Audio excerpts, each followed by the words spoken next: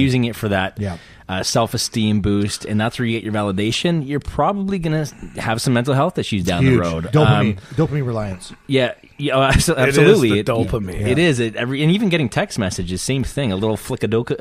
I love text messages. I never thought of text messages. Yeah, it's pretty cool. But for me, I mean, I have this little one behind me, and she lives in Sault Ste. Marie, so I have to watch her grow up through Facebook. You have to, right? Yeah. So I love Facebook for that. For sure. There's really, really great things about it. There's no doubt. Yeah.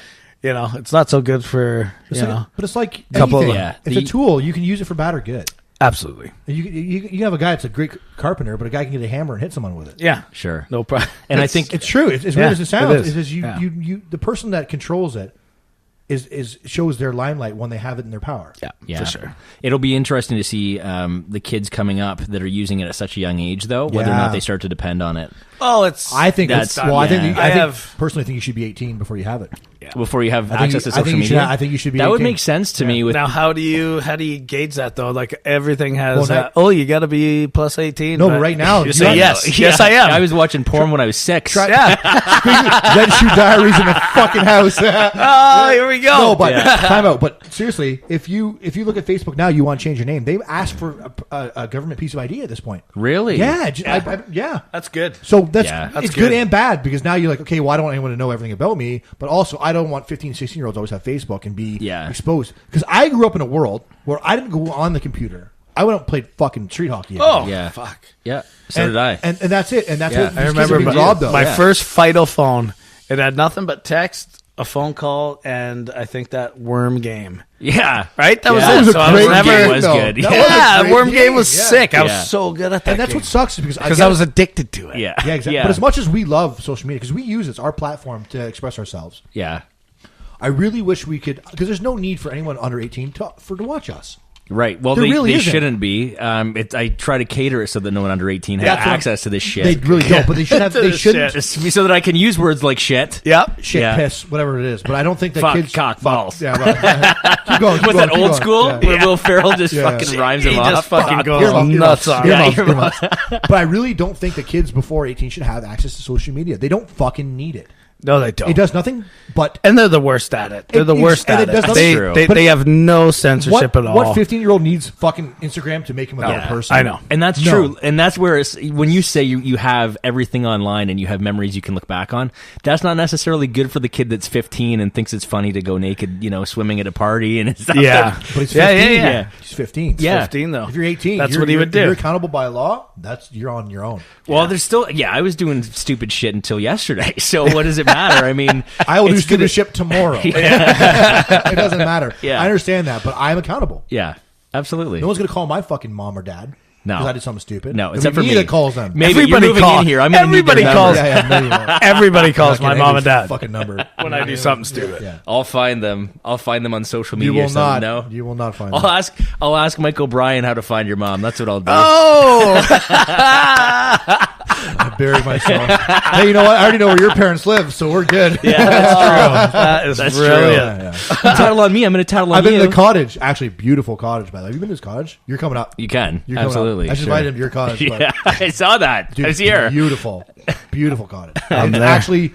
Like, when I had the cabin podcast, my place had wood. I'm like, oh, it's a cabin. I go to his place. I'm like, my place had wood. Shed. It should be the cabin shed. Because his place was beautiful. Captain Shed. I had a great time, by the way. Good, I'm glad. We'll do it up again soon. I believe you. Yes, please. Yeah, for sure. Back to the music. Yeah, let's talk about sort of some of the transitioning from, obviously, this was in your blood. You went to school. Did you go to university? No, I went to college. Yeah, I went to George Brown for business. Oh, right on. Yeah, international business. Right on. Yeah. So you followed with the business. Did you like it in high school, or did you just decide? Did you take business in high school? No, I didn't. Like I was always kind of, I guess, business minded. I watched my parents. My parents did a lot of entrepreneurial kind of. Yeah, they did. They used to open up restaurants. Yeah, pubs, Irish pubs, kind of, and run them, get them up and going, and then sell them off. Oh, that's right on. Cool. Yeah, cool. Flipped pubs. Yeah, they flipped pubs. That's cool. Yeah, they did it. They did a couple times, which was great. Because in London, my mom would run it, and then my dad would run the entertainment. Right. And it was a perfect fit. No shit. It was also super cool because they were at the pub every Friday, Saturday till about 4, 5 in the morning. Perfect for you. Oh, yeah. High school was like, my place was the place to be. Wow. Yeah, I bet. Seriously. So I it bet.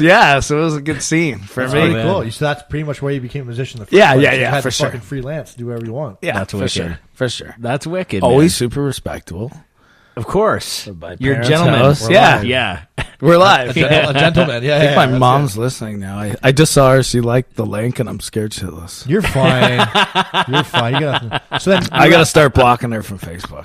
So after that, Oh, band, no, he doesn't mean that, Mom. don't Josephine Lynch. So then after that band, what'd you do? So you went? Did you transition to a solo artist at one point? The ostrich situation. Yeah, the Yeah, the ostrich situation. I haven't actually said those 2-3 words in A while? years. It's cool how it brings up memories, right? Yeah, it does. Yeah, for That's sure. what this brings is. It's a up trip lot. down memory lane. It's It really is. weird. I but like it's a recorded trip down memory lane. It is. Yeah. See, It's we're your podcast. Yeah, I'm this is the Ryan podcast. I'm right now. I'm Yeah. loving this. All right, I'm I can loving cheers. this. I've opened There my we go. Oh. There you go. Sober Sean. Oh, you're There we drinking what go. I'm drinking. So then you went. So you did that Sparkling pod. You did water. that band. And what did you learn from that band about yourself and about being in a band? Oh my God, so much.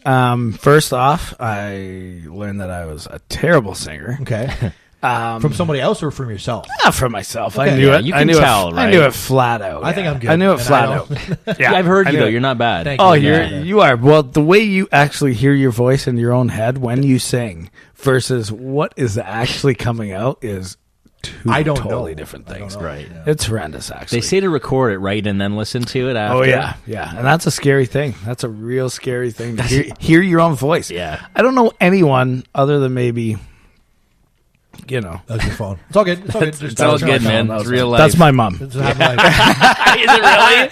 I don't know. You're Don't off. you- You're off don't the you- will. Don't you dare block me. off Oh the will. yeah, you're done, Lynch. You're done. She's saying. Did you just see something? I did. Uh-oh. I did.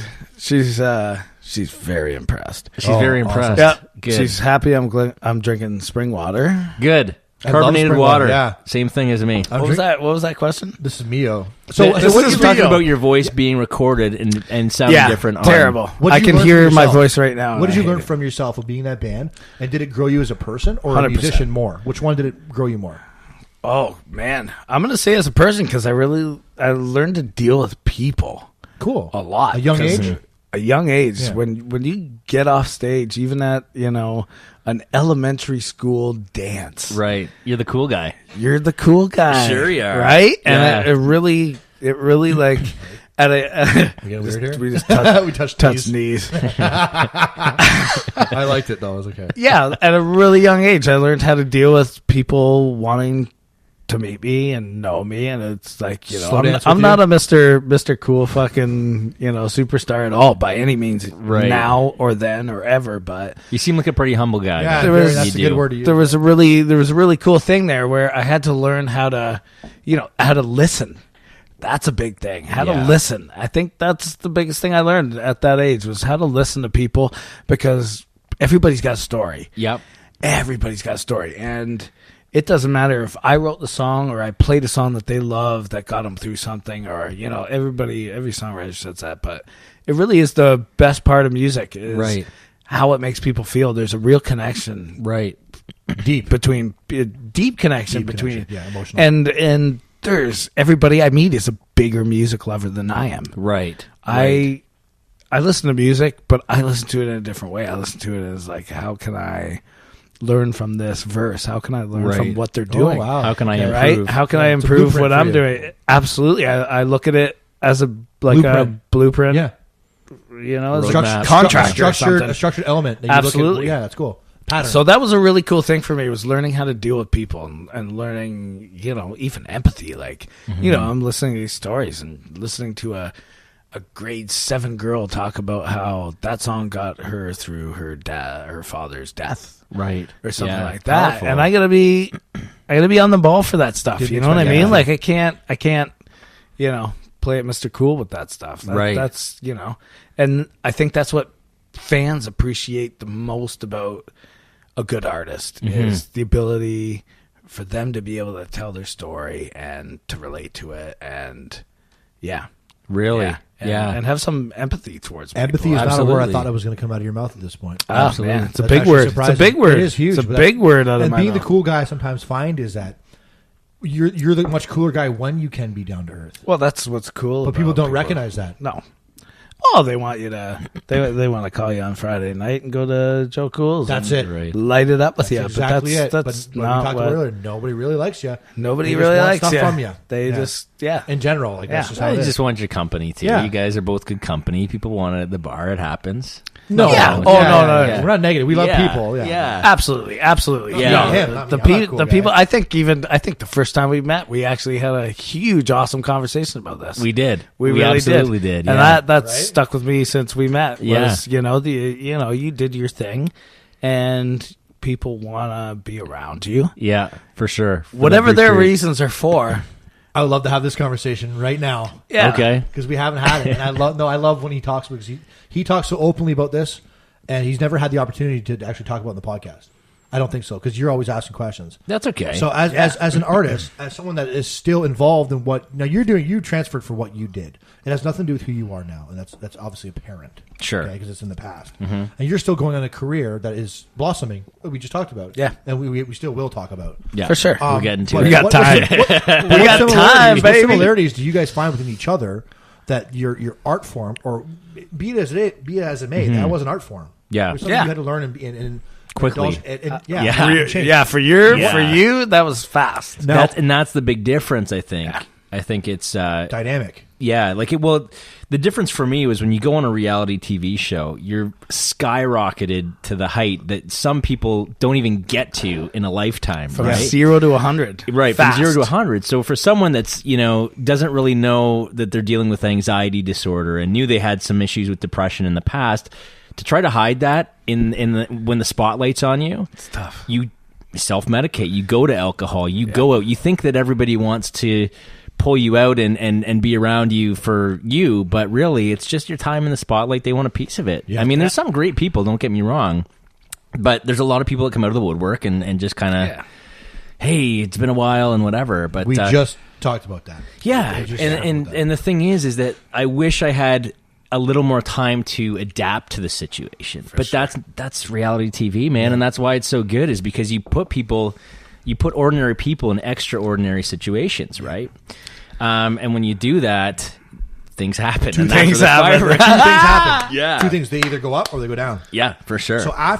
But you learn, regardless. That's exactly what I was going to ask you. Yeah. So whether it be when you wake up in the morning, you learn. You learn fast. Now, it may be a detriment at one point for you, but you're inarguably a much better person from it. I think so. So then, I went on a show fooling people that I was a good bachelor, and I think now I'm actually becoming one. Yeah. So, or at least I'm trying to. That's it. Yeah. So when I asked that's going to change someone's life. Yeah, I think some lucky girl is going to be like, holy shit. Maybe. Maybe. When I asked you, did you grow more as a musician than a person? I think more as a person. That's it. So then you now, did you now? Obviously, we're doing the podcast. I think me and you are. It's fair to say that we're going to do great things with this, regardless. Yep.